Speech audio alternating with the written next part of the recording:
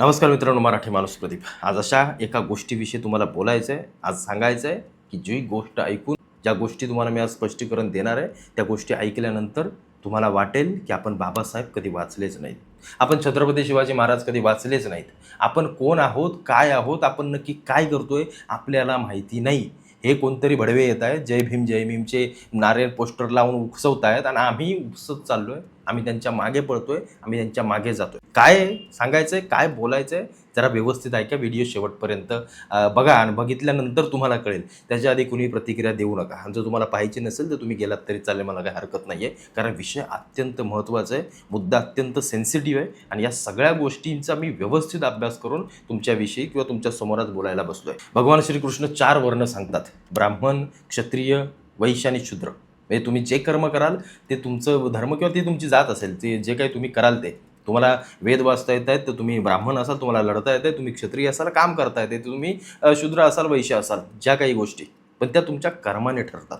आज आज आमचं शासन किंवा आज आमची जाती व्यवस्था किंवा आमचा समाज आम्हाला सांगतो, तो मराठा आहेस, ब्राह्मण आहेस, दलित आहे, साळी माळी कोळी कुणबी काय असेल तो. छत्रपतींच्या काळामध्ये जाऊया. आता हे मी तुम्हाला काय कशासाठी सांगतोय ते तुम्हाला पुढे कळेल, की मी ही तुम्हाला कथा किंवा हा तुम्हाला उदाहरण कशासाठी देतोय.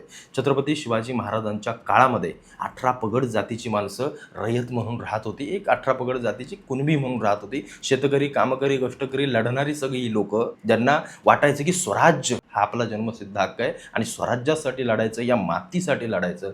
त्यावेळेला तो दलित आहेस की मराठा आहेस की माळी साळी कोळी कुणबी काहीही माहिती नव्हतं. पानिपतात मेलेला प्रत्येकजण दलित होता, प्रत्येकजण ब्राह्मण होता, प्रत्येकजण मराठा होता, प्रत्येकजण या देशाचा नागरिक म्हणून मेला. तो कशासाठी मेला, का मेला, त्याचं पुढचं तुम्हाला सगळ्या गोष्टी मी सांगेनच. जेव्हा जेव्हा या महाराष्ट्रावरती आक्रमण व्हायची छत्रपती शिवाजी महाराजांच्या काळामध्ये, तेव्हा तेव्हा जो हा औरंगजेब आणि हा तुमचा टिप्पू सुलतान फिलतान हे सगळे यायचे ना इकडे, आणि जेव्हा ते आक्रमण करायचे तेव्हा औरंगजेब हा नाही बघायचा की दलितांना सोडा रे, बाजूला सोडा. त्यावेळेला दलित ही संकल्पनाच नव्हती मुळात. म्हणजे हा मी बाबासाहेबांच्या आधीचा इतिहास सांगतोय तुम्हाला. जेव्हा तो यायचा तेव्हा तो हा पाहत नसायचा की तो जातीवर्ण कोणाची एखाद्याची बाई उचलत नव्हता, तो जातीवरून एखाद्या शेतकऱ्याला कापत नव्हता, चालत नव्हता. त्याचं सैन्य, त्याचं सरदार आलं की सरसकट रयत अख्खी होरपळून निघायची. सरसकट सगळ्यांना मारलं जायचं, छाटलं जायचं, घरच्या घर जाळली जायची. बाया पोरी बिरी घोड्यावरती टाकून 8-8 10-10 जण भोगायचे रानामध्ये नेऊन. ही परिस्थिती इतकी घाणेरडी होती. त्यामुळे तुमचे दलितांचे असो नाही तर माझे असो, तुमच्या आमचे सगळे पूर्वज हातात तलवारी घेऊन या राजाच्या मागे उभे राहिले आणि सांगितलं, राजा तू जे करशील तुझ्या मागून आम्ही येऊ. आम्हाला जातबीत काही माहीत नाही. स्वराज्य मराठा हा धर्म आहे ना आपला, जो तू आम्हाला देतोयस, त्या धर्मासाठी आम्ही लढू, पण आम्हाला हवं स्वातंत्र्य. खरी स्वातंत्र्याची ठिणगी इथं पडली आणि मग तिथून पुढे आपला सर्वांचा इतिहास खऱ्या अर्थानं सुरू झाला. ऐका आता जरा, पुढं ऐका जरा. तुम्हाला ही जी बांडगोळ आहेत ना काही, त्यांना मला खास करून ही गोष्ट सांगायची आहे आणि त्यांना अधोरेखित करून द्यायची की तुम्ही आणि आम्ही किंवा आपण सर्वजण नक्की कोण आहोत. हा काळ जसा जसा पुढे चालत आला, पेशवाई आली, या सगळ्या गोष्टी आल्या, त्यावेळेला खरी इंग्रजांची जेव्हा एंट्री झाली त्यावेळेला खरं जातीचं विष आपल्या देशामध्ये हळूहळू पेरलं गेलं. थोडं आणि राज्य करा, या सगळ्या गोष्टी सुरू झाल्या. आता इतिहास तुम्हाला सांगण्याची गरज नाही ना, मी ऐकण्याची गरज नाही. आपल्याला सर्वांना माहिती आहे की इंग्रज आल्यानंतर या सगळ्या गोष्टी चालू झाल्या. इंग्रजांनी हळूहळू गावं पकडली. गावामधला एखादा पाटील पकडला, देशमुख पकडला, सावकार पकडला, एक असा माणूस पकडला की जो अख्ख्या गावावरती रोलिंग करतोय, तो त्याच्यावरती दबदबा आहे त्याचा. या अशी लोकं पकडून त्यांनी हळूहळू खेळ करायला सुरुवात केली. जी ईस्ट इंडिया कंपनी व्यापारासाठी या देशामध्ये आली होती, ती ईस्ट इंडिया कंपनी जाताना सगळ्यात मोठे राज्यकर्ते म्हणून परत गेली आणि त्याचं सगळ्यात मोठं नुकसान आपल्या देशाला झालं, आपल्या लोकांना झालं. आणि ते केलं कुणी? आपल्याच लोकांनी केलं. या संबंधित सगळ्या काळामध्ये, याच काळामध्ये ही जी मी तुम्हाला म्हटलं ना की ही जी महत्त्वाची लोकं होती गावाखेड्याकडची किंवा शहरामधली गावामधली, ही जी धनदांडगी सगळी लोकं होती, सावकार लोकं, हे जे काही 5-10% जी लोकं होती, ती या सगळ्या खालच्या लोकांना त्रास देऊ लागली. अनेक जण संदर्भ लावतात की आम्हाला दलितांनाच खास करून टार्गेट केलं गेलं. नाही. त्यांच्या नजरेतून जो जो दुर्बल होता त्याला त्यांनी हात घातला, त्याला त्यांनी या सगळ्या गोष्टी करायला भाग पडल्या. अशी घाणेरडी व्यवस्था, अशी घाणेरडी परिस्थिती यांनी निर्माण केली की गावातल्या एखाद्या पाण्याला देखील शिवू देत नव्हती ही लोकं. गावातून चालायला मुभा नव्हती. की अशा दुर्बल घटकांना, अशा लोकांना गावाच्या बाहेर टाकलं जायचं, गावाच्या बाहेर ठेवलं जायचं. याच लोकांनी जाती व्यवस्था निर्माण केली, यांच्या नजरेतून निर्माण केली. यांनी ठरवलं की याला बाहेर काढा, याला ही जात द्या, याला गटर साफ करायला लावा, याला आमचं हे करायला लावा, त्याला ते करायला लावा. ही गोष्ट या काही घाणेरड्या 10-15-20% लोकांनी स्थापन केली. मी नाही सांगत, स्वतः डॉक्टर बाबासाहेब आंबेडकर त्यांच्या पुस्तकामध्ये काय लिहितात हे तुम्ही एकदा वाचा किंवा हे बघा, की ते सांगतात की ही 10% लोक, ही 10% जी काही हिंदू धर्मातली लोक होती, त्यांनी संपूर्ण खालच्या स्तरावरच्या लोकांना त्रास देण्याचं काम केलं. हे मी सांगत नाही, हे तुम्ही बघितलं, हे डॉक्टर बाबासाहेब आंबेडकर बोलतात. आणि मग खऱ्या यलगाराला सुरुवात झाली. मग डॉक्टर बाबासाहेब आंबेडकरांना वाटलं की ही अस्पृश्य लोक, ज्यांच्या नजरेत आपण अस्पृश्य आहोत, म्हणजे तुम्ही आम्ही गरीब त्यांच्याजवळ काही नाही आहे, फाटके कपडे आहेत, ज्यांच्याजवळ राहायला घर नाही आहे, त्यांना हे अस्पृश्य समजायचे, त्यांना घाण समजायचे, त्यांना गावाच्या बाहेर ठेवलं जायचं. यांची जी चाटतील ना, यांची जे चाटतील, त्यांना ही लोक आपलं समजायचे. मग घरातल्या स्त्रिया असो, हे यांच्या स्वाधीन व्हायच्या, हे म्हणतील तसं. आणि मग काय, तुम्ही आमच्या आहात ना, आमची चाटता ना, मग तुम्ही आमच्याकडे राहा. पण यांचा विरोध करणारी लोक ही अस्पृश्य म्हणून त्यांना बाहेर फेकली गेली. खरा संघर्ष तिथं सुरू झाला. मराठा समाजातला एखादा मातब्बर घाणेरडा माणूस असेल तर अख्खा मराठा समाज त्याचं नाव खराब झालं, अख्खा ब्राह्मण समाज त्याचं नाव खराब झालं, अख्खा दलित समाज त्याचं नाव खराब झालं. तुमच्या समाजातली एक घाण तुमचा अख्खा समाज, संपूर्ण समाज घाण करतो. पानिपतामध्ये लढलेले ब्राह्मण पेशवे हे स्वतःच्या स्वार्थासाठी नव्हते गेले. त्यांच्या हाताखाली 18 पगड जातीची माणसं होती, सगळी होती, पण ते देह व देश धर्मासाठी तिथपर्यंत गेले होते. पण त्याच्यानंतर काही अशा घाणी निर्माण झाल्या प्रत्येक समाजामध्ये, ज्यांनी संपूर्ण समाजांमध्ये विषमता निर्माण केली, तेढ निर्माण केलं. हा संघर्ष कधी धर्माच्या विरोधात नव्हताच. हा संघर्ष म्हणजे दलितांना हिंदूंनी अख्खा त्रास दिला असं होत नाही. प्रत्येक हिंदू हा श्रीमंत आहे, गर्विष्ठ आहे, घाणेरडा आहे असंही नाही. प्रत्येक दलित हा गरीब आहे, त्याच्यावरती अन्याय अत्याचार झाला असंही नाही. प्रत्येक समाजामध्ये 50% लोक असतात. प्रत्येक समाजामध्ये चांगली वाईट बाजू असते आणि त्या गोष्टी आम्ही कधी पाहतच नाही. का? कारण या राजकारण्यांनी आम्हाला पाहण्याची तशी नजरच कधी दिली नाही. डॉक्टर बाबासाहेब आंबेडकरांनी जो यलगार उभा केला, त्यातून त्यांना एकच गोष्ट सांगायची होती की मी हिंदू म्हणून जन्माला आलोय, मी हिंदू म्हणून मरणार नाही. का? कारण त्यावेळची परिस्थितीच या धनदांडग्यांनी, या सगळ्या लोकांनी तयार करून ठेवली होती. इतकी घाणेरडी जातीय विषमता या धर्मामध्ये निर्माण झाली, हिंदू धर्मामध्ये. मला त्याविषयी आजही चीड आहे. मी मराठा आहे, पण आमच्या काही समाजामध्ये आजही आम्हाला अस्पृश्य समजलं जातं. त्या गोष्टीची मलाही जाणीव आहे. डॉक्टर बाबासाहेब आंबेडकरांनी त्यावेळेला जो धर्म स्वीकारला, बौद्ध धर्माची त्यांनी स्वीकारना केली, त्याच्यासोबत असंख्य हिंदू अस्पृश्य लोकांना ते घेऊन गेले.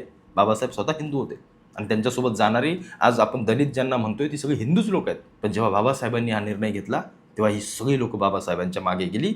आणि त्यावेळेला जो बाबासाहेबांनी निर्णय घेतला तो त्या परिस्थितीला अत्यंत योग्य होता आणि महत्त्वाचा होता. पण बाबासाहेबांनी एक गोष्ट नाही केली. बाबासाहेबांनी मुस्लिम धर्माला स्वीकारलं नाही. त्याचं कारण त्यांनी अख्ख्या त्यांच्या पुस्तकामध्ये लिहिलंय.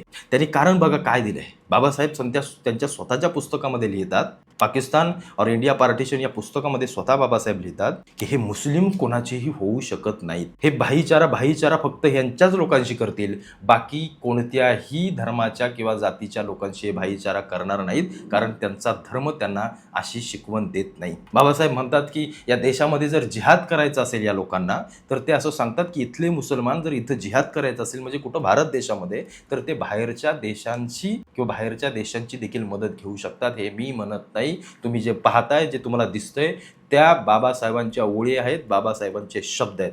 बाबासाहेब पुढे असंही म्हणतात की या देशाला दारुल इस्लाम म्हणजे इस्लामचा देश किंवा शरियाच्या कायद्यावर चालणारा देश या लोकांना बनवायचं आहे. हे मी नाही सांगत, हे स्वतः बाबासाहेब सांगतात, हे स्वतः बाबासाहेब लिहितात. म्हणून बाबासाहेबांनी मुस्लिम धर्म स्वीकारला नाही. हिंदू या धर्माचा द्वेष त्यांनी कधी केला नाही. हिंदू धर्मातल्या काही विशिष्ट घाणेरड्या जातींचा, विचारसरणीचा त्यांनी द्वेष केला. पण आज आमच्या लोकांमध्ये काय आलं, आम्ही जे जय भीम म्हणत जे काही पोस्टर नाचवतोय ना, आम्हाला समजलं पाहिजे की आमचा इतिहास नक्की काय आहे. हे आम्हाला कळतच नाहीये. हे आम्हाला कळलं पाहिजे. बाबासाहेबांच्या वंशजातला एक जण काय म्हणतो की अगर महाराष्ट्र में कोई पार्टी है जो खुल के मुसलमानों का साथ दे, जो खुल के ये भूमिका ले रही है कि औरंगाबाद शहर का नाम औरंगाबाद रहना चाहिए, तो वो सिर्फ वंचित बहुजन आघाडी. तो म्हणतो की औरंगजेबाचं नाव या शहराला राहिलं पाहिजे. जो औरंगजेब इथं चालून आला, त्याचे सरदार आणि त्याची सगळी लोक आली, त्यावेळेला तुझ्या आणि माझ्या बापजाद्यांना त्यावेळच्या यांनीच भोगलंय. आणि त्या औरंगजेबाचा फोटो हा सांगतो, म्हणजे कोण, बाबासाहेब आंबेडकरांचे, आपल्या बाबासाहेबांचे वंशज, हा सांगतो की एका बॅनरवर लावले पाहिजेत. इकडे छत्रपती शिवाजी महाराज, इकडे टिपू सुलतान, इकडे औरंगजेब. जेव्हा टिपू सुलतान आणि औरंगजेबचे फोटो लावण्यासाठी इकडच्या मुसलमान युवकांना अरेस्ट करण्यात येत होतं, टॉर्चर करण्यात होतं, तेव्हा ही वंचित बहुजन आघाडी होती ज्यांनी टिपू सुलतानचा फोटो छत्रपती शिवाजी महाराज, छत्रपती शाहू महाराज, महात्मा ज्योतिबा फुले, डॉक्टर बाबासाहेब आंबेडकरांच्या फोटोमध्ये लावला होता. ज्या माणसांनी आपली अख्खी हयात घालवली, जो विचार मारण्यासाठी जो औरंगजेब तिथून या मातीत चालून आला आणि हा सांगतोय की त्यांचे फोटो एकत्र लावले पाहिजेत, ते मोठे समाजसेवक सेनानी होते. कोण? टिपू सुलतान आणि औरंगजेब. कुठे आहे बाबासाहेबांची विचारसरणी आमच्या? आम्ही म्हणून म्हटलं मी बाबासाहेब वाचा, खाली पुस्तके दिलेत वाचा. आम्ही कधी वाचलेच नाहीत. जय भीम जय भीमचे नारे मिरवतोय. त्यांना तेच पाहिजे, त्यांना तेच पाहिजे. कारण हा विशिष्ट समाज, हा विशिष्ट बौद्ध धर्म आपल्यासोबत आला तर आपण हिंदूंवर तुटून पडायला आपल्याला अगदी सोपं पडेल. आज काय परिस्थिती तुम्हाला माहिती आहे दलित समाजामध्ये? कितीतरी मुली आज दलित समाजातल्या या मुसलमानांच्या मुलांसोबत लग्न करतात आणि जय भीम करत नको तसल्या संसाराच्या धुळधाण उडवून टाकली जाते. हे दलित म्हणजे कोण? मी माझे म्हणतो, माझं काळीज मानतो, त्यांना माझं रक्त मानतो. आपण सगळे एका रक्ताचे आहोत. काही विशिष्ट 10% लोकांनी, म्हणजे बाबासाहेबांनी जे सांगितलं 10% लोकांनी ज्यांनी आपल्याला अस्पृश्य समजलं ना, याचा अर्थ असा होत नाही. मी असं म्हणत नाही की तुम्ही बाबासाहेबांनी जो काही धर्म सोडून बौद्ध धर्म स्वीकारला, निश्चित चांगलीच गोष्ट आहे. त्यावेळेला ती परिस्थिती होती, त्यावेळेला हे करणं, ही क्रांती घडवणं अत्यंत महत्त्वाचं होतं. पण बाबासाहेबांनी हे नाही सांगितलं कुठं, किंवा हे त्यांनी लिहून नाही कुठं दिलं किंवा सांगितलं नाही की आजपासून तुम्ही आणि आम्ही जय भीम आणि जय भीम ह्या आजपासून एक आहोत. मला फक्त सांगा की बाबासाहेबांनी कुठं सांगितलंय किंवा लिहून दिलंय? आम्ही महापुरुषांना वाचायला कमी पडलो. आम्ही हा जो द्वेष आज पसरवतो नाही, कोण पसरवतंय? हे राजकारणी पसरवत आहेत. हे सगळं राजकारणी करतायत. यांचं राजकारण भाजण्यासाठी, यांची पोळी भाजण्यासाठी. ज्या लोकांची सत्ता यावी, कशामुळे यावी? आमच्या दलित बांधवांनी आम्हाला मतदान द्यावं. आता इकडं आम्ही यांची गुणगान गायलो, यांना एक ठेवलं तर आमचं मतदान वाढेल. ते दोन्ही गठ्ठा मतदान आम्हाला पडतील. इकडं राईट विंग, म्हणजे ज्याला आपण उजव्या विचारसरणीचे पक्ष म्हणतो, ते उजव्या विचारसरणीचे पक्ष म्हणतील की आपण हिंदूंना टार्गेट करूया, हिंदूंना यांच्या विरोधात भडकवूया, हिंदूंना हिंदू म्हणून राहायला शिकवूया, म्हणजे आपल्याला मतं पडतील. काही सेक्युलरवादी पक्ष काय विचार करतात की आपण फक्त जातीत भांडण लावूया, फक्त जातीत आपण ही धर्मबिर्म ह्यांना धर्माच्या इथून बाजूलाच काढूया, जेणेकरून ही आपल्याला मतं पडतील. प्रत्येकजण आपापली पोळी भाजण्यासाठी समाजाला नको तिकडे नाहक फरफट लावत नेतो. त्या समाजाची नको तसल्या चुकीच्या गोष्टी त्या तरुणांमध्ये भिनवल्या जातात आणि येणाऱ्या काळामध्ये एकमेकांच्या नजरेत नजर घालताना आपण त्या एकमेकांकडे रोषाने द्वेषाने पाहतो. अरे हा दलित आहे, आज बाबासाहेबांची जयंती आपण नाही जाणार. अरे आज छत्रपतींची जयंती आपण नाही जाणार. आपण टिप्याच्या जयंतीत जायचं, आपण औरंगजेबाच्या जयंतीला जायचं. आपण दोघे एक, आपण यांचे विरोधक. कोण आहात, काय आहात, याचा विचार एकदा केलाय का आपण? आज गावाच्या बाहेर जेव्हा यांना ठेवलं जातं, त्यांना बाजूला काढलं जातं, प्रत्येकाला वाईट वाटतं. आम्ही का नाही एक करू शकलो? आम्ही का नाही एक होऊ शकलो? आमचा रंग मॅच होईना म्हणून, आम्ही एकसारखे दिसेना म्हणून आम्ही किती घाणेरड्या जाती व्यवस्थेतून जातोय, किती घाणेरड्या. जेव्हा बाबासाहेबांनी ही क्रांती घडवली ना, आणि त्यांच्यासोबत जेव्हा ही अन्याय अत्याचार भोगलेली सगळी लोक एक होऊन उभी राहिली, तेव्हा त्यांना अस्पृश्य समजणारी काही घाणेरड्या अवलादी मग वळवळल्या, मग त्यांची फाटून हातात आली. आज आपल्यात ज्यांना अस्पृश्य समजला, अरे त्यांनीच तलवारी घेऊन हे स्वराज्य निर्माण केलंय, त्यांनीच हे उभं केलंय सगळं. तेच रणांगणात मेलेत, त्यांच्या पिढ्या खर्ची झालेत. आज ज्यांना तुम्ही अस्पृश्य म्हणून हिनवलं ना, त्यावेळेला ही सगळी लोक आहेत, ही आपली आहेत. त्या हरामखोर 10-15% जी काही प्रतिशत लोक होती, त्यांनी जे अख्ख्या समाजाचं, अख्ख्या धर्माचं वाटोळ केलं ना. छत्रपती शिवाजी महाराजांचा जे राज्याभिषेक जे अडवायला आले होते, ती मानसिकता महत्त्वाची आहे, ती मानसिकता घाणेरडी आहे. ती फक्त मानसिकतेला त्या महत्त्व द्या, अख्ख्या समाजाला नाही. अख्खा ब्राह्मण समाज तसा नाही. महाराजांच्या सैन्यामध्ये किती ब्राह्मण होते, देवदेश धर्मासाठी जगले, गोरगरीब रयतेसाठी जगले, कितीतरी मेले. आमचा रायाप्पा महार कोण होते? का वाटलं त्यांना छत्रपती संभाजी महाराजांसाठी लढावं? कशासाठी वाटलं? त्यांना जर वाटलं असतं तर आपलं काय जातंय, आपण तर दलित, आपल्याला काय घेणं देणं, ते राजा मरो तिकडं. नाही असं झालं. मग जर बाबासाहेबांना जर हिंदू नकोच होते ना, तर त्यांनी संविधान लिहिताना सांगितलंच नसतं की हिंदूंसाठी लागू होईल. त्यांनी सांगितलं असतं की हे फक्त आमच्या लोकांसाठीच ठेवा, हे जय भीम वाल्यांसाठीच ठेवा, हे यांच्यासाठी नका देऊ. नाही, ती दरी यातली नव्हतीच, ती दरी मानसिकतेची होती. तो लढा मानसिकतेचा होता, या विचारसरणीचा होता, जी घाणेरडी विचारसरणी या आपल्या सगळ्या समाजामध्ये पसरले. बापूवीरू वाटेगावकरांनी जेव्हा बंदूक हातात घेतली आणि त्या रंगा शिंदेला उडवला ना, जो कोण होता तो, जो आया बहिणी भोगत होता, बापूंनी सांगितलं की ती मानसिकता घाणेरडी होती. ती एकमेव असेल, याचा अर्थ अख्खा गावच तसा आहे असं होत नाही. आता माझ्या गावात दलित बांधव आहेत, आम्ही त्यांच्या घरी जाऊन खातो, ते आमच्या घरी येऊन खातात, आम्ही एकत्र भजन करतो, सगळं काही करतो. पण आमच्या गावातली काही घाणेरडी लोक आहेत जे त्यांना आजही अस्पृश्य समजतात. त्याचा अर्थ अख्खा गाव तसा आहे असं होत नाही. आम्ही हे कधी समजून घेणार आहोत की नाही, हे आम्हाला समजलं पाहिजे. आम्ही आमचे महापुरुष कधी वाचलेच नाही तो. आमच्या सावित्रीबाई फुलेंनी महिलांसाठी महिला शिकाव्या म्हणून जी बाई स्वतःचा त्याग करते, तिच्यावरती शेण फेकणारी बेकारचो डावला ती. म्हणून तो समाज अख्खाच तसा होता असं नाही. काही विशिष्ट घाणेरडी बिनबुडाची नालायक लोक होती. पण आज सावित्राबाईंच्या सगळ्या पुढाकारामुळे आज स्त्रीला सन्मान मिळतोय. त्या महापुरुषांनी कधी जात धर्म पाहिला नाही.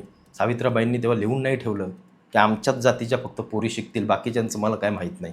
असं झालं नाही.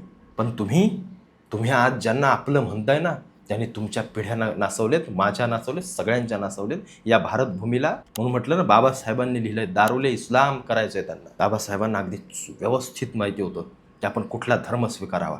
मग त्यांना जर एवढं इस्लामविषयी प्रेम असतं, त्यांनी इस्लाम नसता का स्वीकारला? एवढं विरोधार्थी का लिहिलं असतं त्यांनी? याचा विचार, याचा अभ्यास एकदा करा.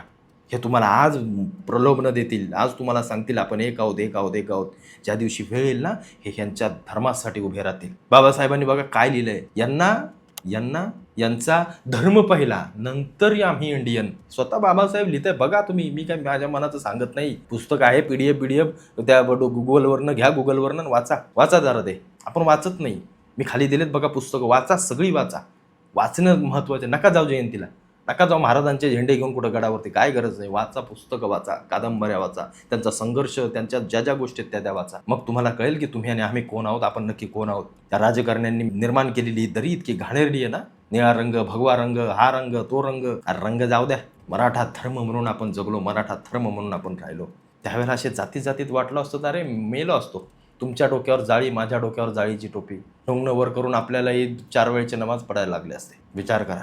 त्यांच्या देशांमध्ये आजही शांती नाही आहे. स्वतः बाबासाहेब आंबेडकर त्यांच्या पुस्तकामध्ये लिहितात की हा देश किंवा ही जी मुस्लिम लोक आहेत ही आहेत त्याच परिस्थितीत राहणार, हे बदलू शकत नाहीत. त्याचं कारण यांचा धर्म. मी बोलत नाही, स्वतः डॉक्टर बाबासाहेब आंबेडकर बोलतायत.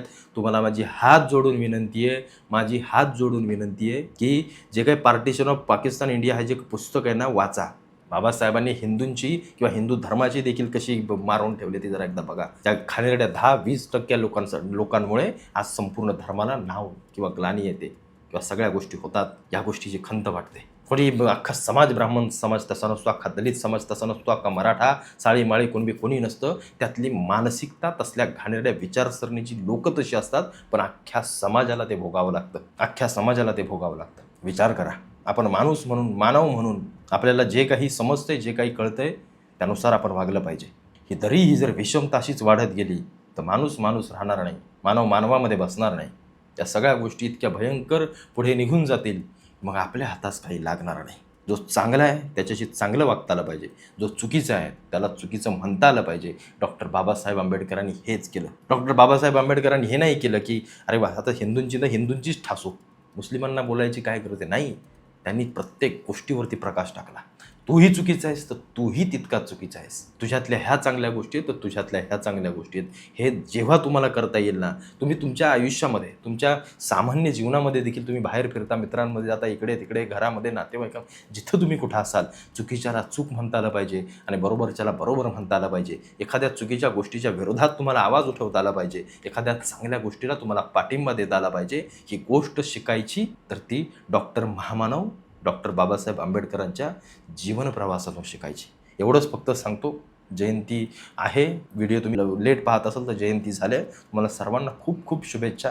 नाचू नका, वाचा. छत्रपतींच्या जयंतीला डीजे पुढं नाचू नका, वाचा.